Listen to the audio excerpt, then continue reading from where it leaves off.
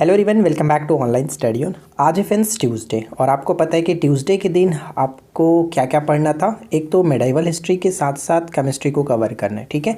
तो हमने यहाँ पे घटना चक्र बुक से केमिस्ट्री के कुछ इंपॉर्टेंट क्वेश्चंस का कलेक्शन किया जो कि ऑलरेडी वो किसी ना किसी एग्जाम्स में पूछे गए। तो इस वीडियो को एंड तक देखें और जो भी क्वेश्चंस यहाँ पे आपको बताए जाएंगे उनको आप अच्छे तरीके से याद कर लीजिएगा। हो सके तो प्लीज़ नोट डाउन ज़रूर कर लीजिएगा अगर आपके पास बुक नहीं है तो, ठीक है। इस पीडीएफ को मैं आपको टेलीग्राम पे डाल दूंगा, आप टेलीग्राम से इस पीडीएफ को डाउनलोड कर सकते हैं। तो चलिए ज़्यादा समय ना लेते हुए वीडियो को शुरू करते हैं। देखिए, सबसे पहला क्वेश्चन आपके स्क्रीन पे ये दिख रहा होगा कि ठोस अशुद्धियों के शुद्धिकरण के लिए निम्नलिखित में से कौन सी प्रक्रिया उपयोगी नहीं है। क्वेश्चन का मतलब ये कह रहा है कि चारों में से कौन सा विकल्प जो है वो ठोस अशुद्धियों के शुद्धिकरण के लिए प्रयोग में नहीं लाया जाता है। तो यहाँ पे सही आंसर हो जाएगा आसवन। आसवन जिसको हम लोग इंग्लिश में डेस्टिलेशन के नाम से जाना जाता है। डेस्टिलेशन की प्रक्रिया में हम लोग क्या करते हैं कि तरल पदार्थों के जो अशुद्धि होते हैं, तरल अशुद्धियों को शुद्धिकरण इसमें किया जाता है।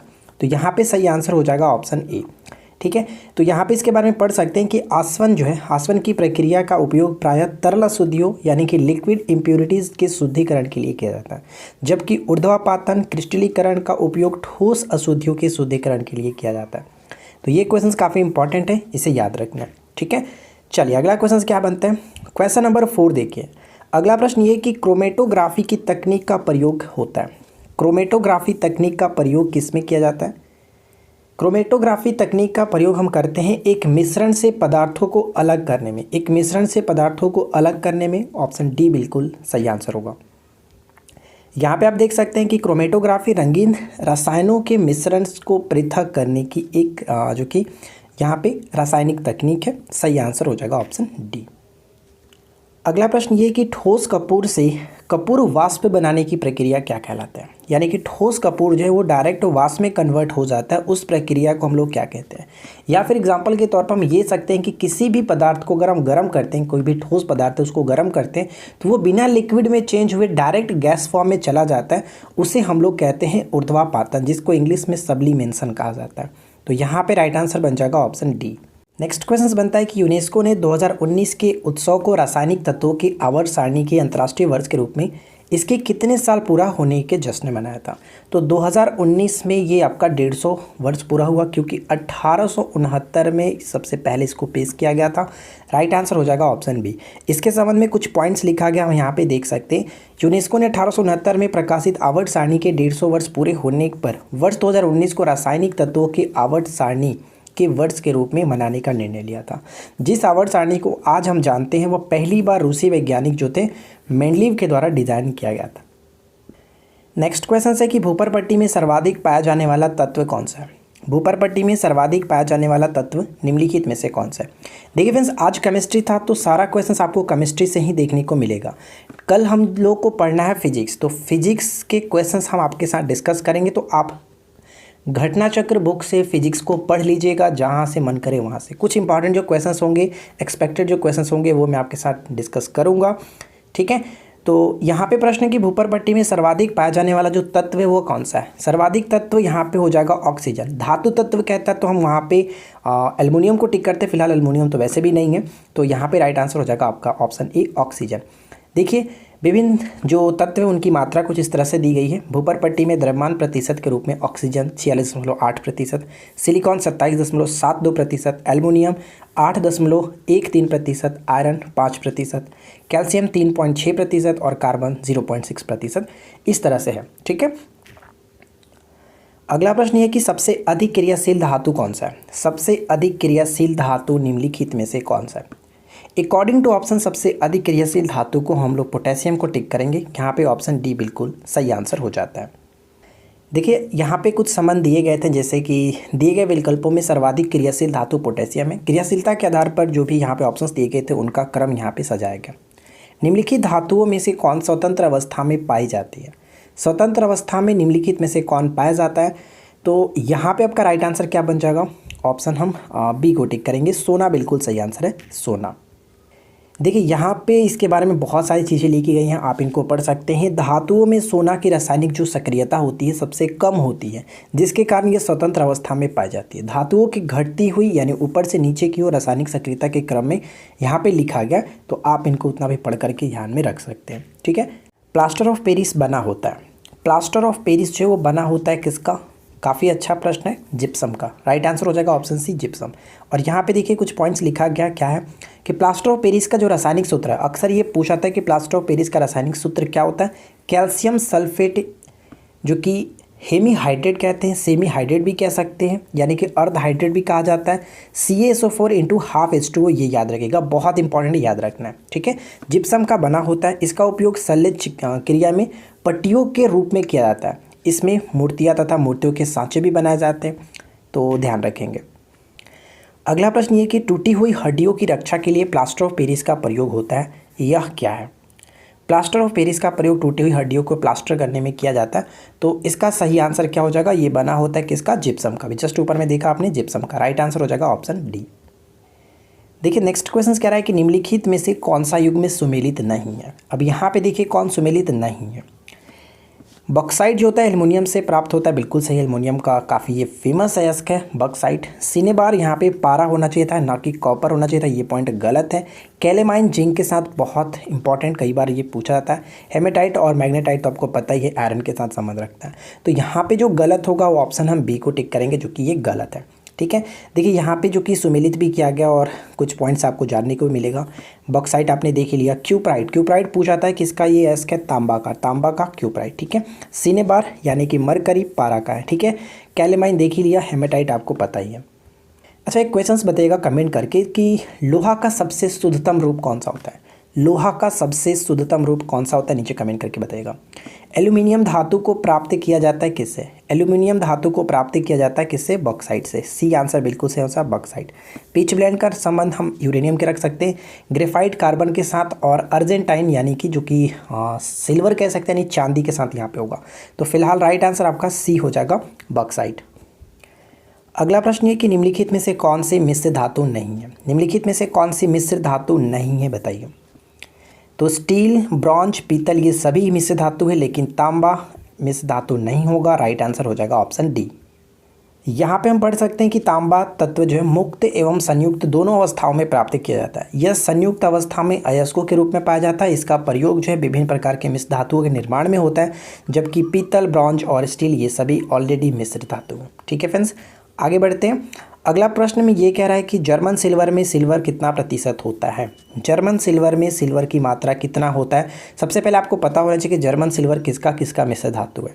तो हमने इसको याद रखा था कैसे? नीता जी, आप याद रखिए। नीता जी यानी कि जो मुकेश अंबानी की पत्नी है, मुकेश अंबानी जी की जो पत्नी है नीता अंबानी, उनको आप याद रखिए। जर्मन सिल्वर का नेकलेस पहनना उन्होंने स्टार्ट कर दिया। अब वो प्लैटिनम, गोल्ड और डायमंड नहीं पहनती हैं, वो जर्मन सिल्वर का पहनती हैं। नी का मतलब यहाँ पे निकेल, ता का मतलब तांबा, जी का मतलब जिंक, यानी कि सिल्वर इसमें आता ही नहीं है।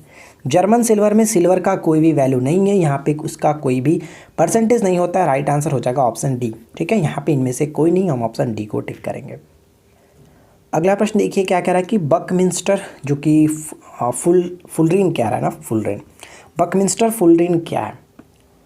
बकमिंस्टर फुलरीन यहाँ पे राइट आंसर हो जाएगा आपका ऑप्शन ए, कार्बन यौगिक का एक रूप जिसमें 60 कार्बन परमाणुओं का गुच्छा होता है, जो परस्पर पंचभुज या फिर षष्ठभुज से बने बहुफलकीय संरचना से होते हैं। यहाँ पे राइट आंसर हो जाएगा ऑप्शन ए, बकमिंस्टर फुलरीन, ठीक है। देखिए यहाँ पे इसके बारे में कुछ लिखा भी गया, आप इसको चाहो तो पढ़ करके भी समझ सकते हैं। अगला पॉइंट्स ये कह रहा है निम्नलिखित में से किसे एक सनेहक यानी कि ल्यूब्रिकेंट के रूप में इस्तेमाल किया जाता है? सनेहक के रूप में इस्तेमाल किया जाता है निम्नलिखित में से किसको? ग्रेफाइट का प्रयोग इसी के रूप में किया जाता है, ल्यूब्रिकेंट यानी कि सनेहक के रूप में इसका इस्तेमाल किया जाता है। देखिए इसके संबंध में पॉइंट्स यहाँ पे लिखा गया। ग्रेफाइट जो होता है कार्बन का शुद्ध क्रिस्टल, ये अप्रूप होता है, या सनेहक यानी कि लुब्रिकेंट के रूप में भी इस्तेमाल किया जाता है। इसके क्रिस्टल में कार्बन परमाणु जो कि समषष्ठभुजों की परतों में व्यवस्थित होते हैं। किसमें? समषष्ठभुजों में, रेगुलर हेक्सागोनल। इनके परतों के मध्य जो कि क्षीण वान डर वाल्स बल उपस्थित होने के कारण ग्रेफाइट नर्म और सनेहक होते हैं, ठीक है फ्रेंड्स, ध्यान रखना है। नेक्स्ट क्वेश्चन, नीचे दिए गए युगों में से कौन सा युग में सुमेलित नहीं है? कौन सा युग में सुमेलित नहीं है? देखिए सूखी बर्फ़ को ठोस कार्बन डाइऑक्साइड कहा जाता है, सेविन कीटनाशक होता है, टेफ्लॉन फ्लोरीन युक्त बहुलक होता है। लेकिन फ्लोरीन जो यहाँ पे आप देख रहे हैं फ्लोरीन युक्त कार्बनिक यौगिक, ये पॉइंट गलत है। क्यों गलत है चलिए हम इसके बारे में जान लेते हैं। यहाँ पे इसके बारे में अच्छे तरीके से लिखा गया है। देखिए फ्लोरीन अलग हो गया, फ्लोरीन अलग हो गया, दोनों में कंफ्यूज नहीं होना है। देखिए जो फ्लोरीन कार्बन का एक अणु होता है जो विशेष संरचना के लिए होता है। पहले फ्लोरीन अणु की फ्लोरीन की बात की जा रही है। फ्लोरीन अणु का जो निर्माण है 1985 में बकमिंस्टर फ्लोरीन ने C60 नाम से किया था। जबकि फ्लोरीन कह सकते हैं, फ्लोरीन जिसको हम लोग F से डिनोट करते हैं, परमाणु क्रमांक जिसका 9 होता है, एक रासायनिक तत्व है। यानी कि फ्लोरीन अलग है, फ्लोरीन अलग है, दोनों में कंफ्यूज नहीं होना, इसलिए यहाँ पे ये पॉइंट गलत था। ठीक है, राइट आंसर हो जाएगा ऑप्शन डी। अगला प्रश्न है कि निम्न में से किस में कार्बन मिलता है। निम्न में से किस में कार्बन मिलता है। तो कोयले के 4 प्रकार में से एक यहाँ पे आप देख रहे हैं लिग्नाइट, जिसको हम लोग भूरा कोयला के नाम से जानते हैं। इसमें कार्बन की मात्रा होती है। राइट आंसर हो जाएगा ऑप्शन ए। यहाँ पे हम पढ़ सकते हैं कि कोयले के खनिजों को कार्बन की प्रतिशतता के आधार पर मुख्यतः 4 प्रकार से बांटा गया। सबसे अच्छा किस्म का कोयला होता है एंथ्रासाइट कोयला, और लिग्नाइट कोयला को भूरा कोयला के नाम से जाना जाता है। इसमें आप कार्बन की प्रतिशतता यहाँ पे देख सकते हैं।